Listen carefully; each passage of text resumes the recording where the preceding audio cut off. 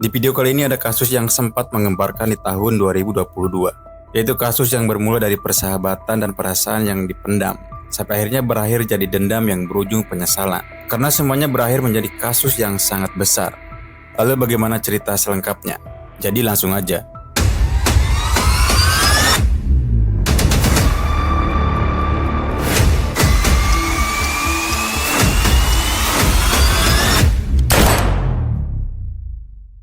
Hilda Nurlangi tinggal dengan ibunya di Jakarta di Kampung Ulu Jami, yang ada di Pesanggerahan, Jakarta Selatan.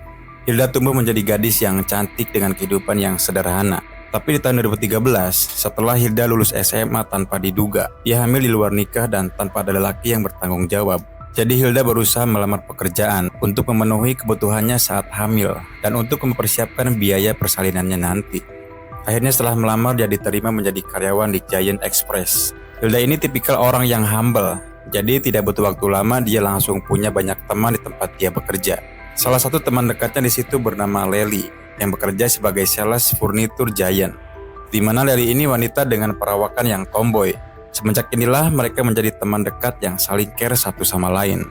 Sampai Lely ini sering mengajak Linda main ke rumahnya di wilayah Kembangan, Jakarta Barat.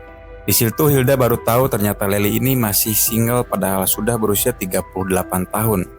Karena Hilda sering main ke rumahnya Lely sampai orang tua Lely pun itu kenal baik dengan Hilda. Begitupun sebaliknya, Hilda juga sering mengajak Lely main ke rumahnya. Sampai ibunya Hilda pun kenal baik dengan Lely. Dan juga teman-teman Hilda yang sering main ke rumahnya itu kenal dengan Lely. Hilda punya banyak teman yang biasanya mereka itu nongkrong atau ngumpul di rumahnya Hilda, dan termasuk Lely. Tapi dari banyaknya teman Hilda hanya Lely yang paling perhatian sama Hilda. Lely sering menyiapkan makanan untuk Hilda yang saat itu kondisinya sedang hamil besar. Sebenarnya perhatian Lely ini ada maksud yang lain, yaitu karena secara diam-diam Lely ini menaruh perasaan kepada Hilda. Ya, karena Lely ini memang suka dengan sesama wanita. Tapi soal perasaan yang dia punya itu tidak pernah dia ungkapkan, sehingga Hilda tidak pernah tahu tentang perasaan itu. Hilda yang normal menganggap Lely ini hanya sebatas teman. Saat itu Hilda yang dalam keadaan hamil, Lely ini selalu memberikan perhatian kepada Hilda. Sampai Lely juga sering memberikan susu hamil buat Hilda. Bahkan Lely ini selalu membantu Hilda sampai Hilda ini melahirkan anaknya. Lalu karena Hilda dan Lely sering bermain bersama, sampai akhirnya Lely ikut gabung dan nongkrong bersama teman-temannya di rumah Hilda. Disinilah salah satu temannya Lely yang bernama Piki juga ikut sering nongkrong. Yang mana Piki ini teman baiknya Lely. Bahkan mereka sudah berteman sebelum Lely kenal dengan Hilda. Piki saat itu masih single. Dia tinggal dengan orang tuanya di Kebayoran Baru, Jakarta Selatan. Dan saat itu Piki bekerja di salah satu restoran di Jakarta Barat. Biasanya setiap Piki pulang kerja, dia selalu gabung dengan teman-temannya yang hanya untuk sebatas nongkrong di rumahnya Hilda. Disinilah Piki dan Hilda saling mengenal. Bahkan mereka berdua makin lama semakin dekat. Sampai akhirnya Hilda dan Piki pun berpacaran. Bahkan Piki menerima dengan tulus Hilda yang saat itu sudah mempunyai satu anak. Setelah mereka berdua berpacaran, teman-teman mereka juga akhirnya mengetahui hal itu. Termasuk Lely yang pastinya kecewa, karena saat itu Lely juga suka dan ada perasaan sama Hilda. Tapi di saat itu Lely tidak memperlihatkan kekecewaannya. Saat itu Lely seolah-olah ikut senang dengan hubungan mereka. Setelah itu Hilda justru sering cerita dan curhat tentang Piki sebagai pacar barunya kepada Lely. Dan yang pastinya itu membuat Lely semakin cemburu dan kecewa. Cemburunya pun itu semakin lama makin sulit dikontrol. Tapi Lely sadar kalau Hilda ini sedang menjalin hubungan serius dengan Piki. Jadi Lely tetap berusaha care karena Lely sebenarnya takut kalau Hilda tahu bagaimana perasaan dia yang sebenarnya. Sedangkan Hilda dan Piki selama mereka berpacaran mereka itu bahagia. Sampai ibunya Hilda dan keluarganya pun mendukung hubungan mereka. Pertemanan mereka saat itu masih tetap berjalan seperti biasanya. Mereka masih sering nongkrong di rumahnya Hilda dan termasuk Lely. Di tahun 2021, Lely dan Piki yang sudah berteman sejak lama. Saat itu Piki meminjam motornya Lely untuk akomodasi sementara waktu.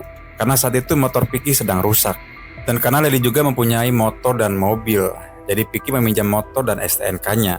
Tapi setelah beberapa hari meminjam motornya Lely, sialnya Piki ketilang dan melanggar lalu lintas. Dan STNK motornya Lely pun ditahan, karena dia tidak bisa membayar denda tilangnya. Sialnya lagi di saat STNK motornya belum ditebus, motor Lely tiba-tiba mogok di saat dipakai Lely. Akhirnya Lely kesal karena motor yang sudah dipinjam Piki itu mogok. Tapi yang paling membuat Lely kesal saat itu ternyata karena STNK motornya yang ditahan. Permasalahan ditilang Lely tidak mau tahu. Dia meminta Vicky bertanggung jawab harus memperbaiki motornya dan juga menebus denda tilangnya. Sedangkan Vicky saat itu kebingungan karena sama sekali tidak punya uang untuk memperbaiki motor dan menebus STNK-nya.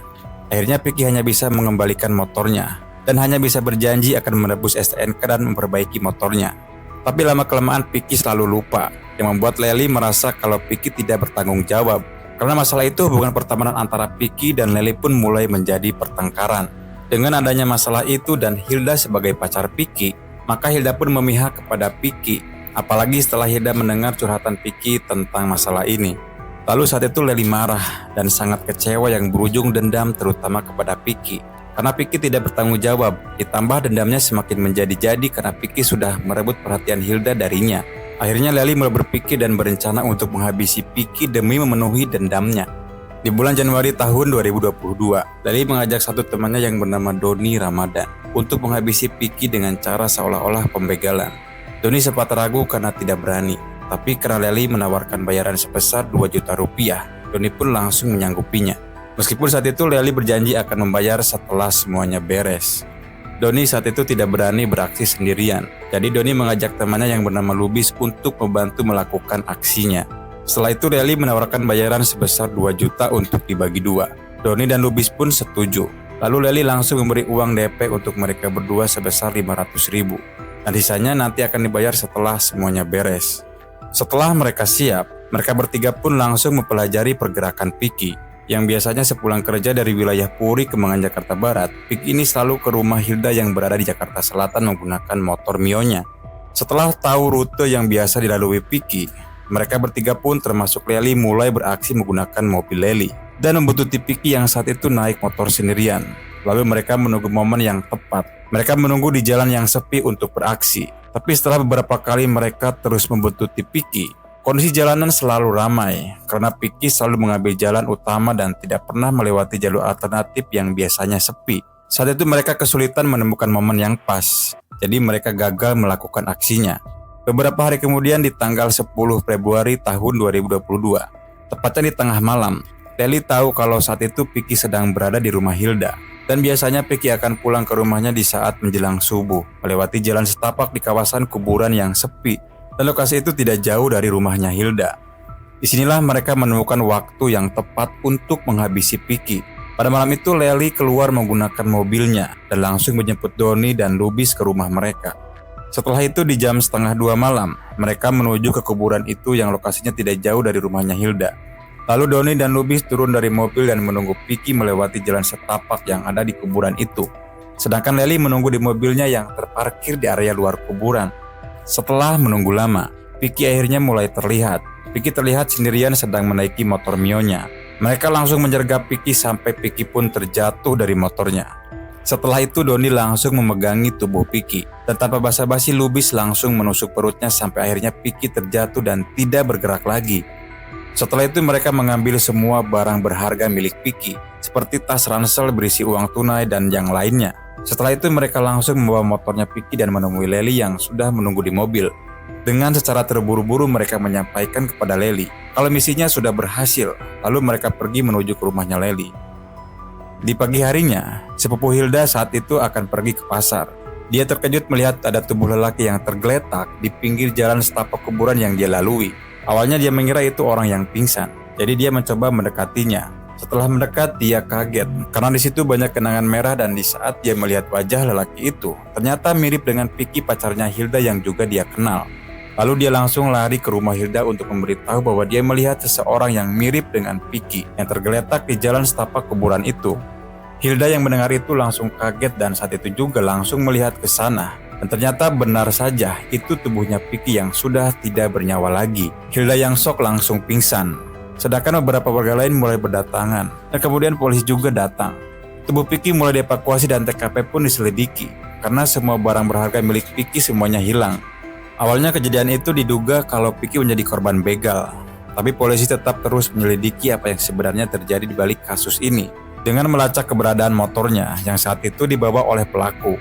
Besoknya polisi mendapat informasi keberadaan motor Vicky sedang dikendarai seorang lelaki di wilayah Srangseng, Jakarta Barat. Polisi saat itu langsung bergerak dan singkat cerita, polisi akhirnya berhasil menangkap Doni sendirian. Lalu Doni dibawa untuk diinterogasi. Doni pun mengakui dialah salah satu pelakunya, dan dia juga melakukannya tidak sendirian, tapi bersama temannya bernama Lubis dan juga Leli yang menyuruhnya. Masih di hari yang sama, polisi pun langsung memburu Lubis dan Leli. Akhirnya mereka semua tertangkap, dan Leli mengakui tega menghabisi Piki karena Piki tidak bertanggung jawab setelah motornya ditilang dan rusak. Leli juga mengaku sudah sejak lama dendam karena Piki ini merebut Hilda darinya. Setelah Hilda tahu otak pelaku dari semua ini ternyata Leli. Apalagi Hilda tahu kalau Leli menyukainya, Hilda yang normal merasa jijik dan juga kesal. Akhirnya mereka dijatuhi hukuman yang sama, yaitu 11 tahun penjara. Lalu bagaimana tentang hukuman Leli yang sebagai otak di kasus ini, tapi mendapat hukuman yang sama? Pelajaran apa yang bisa diambil dari kasus ini? Sampai sini dulu dan terima kasih.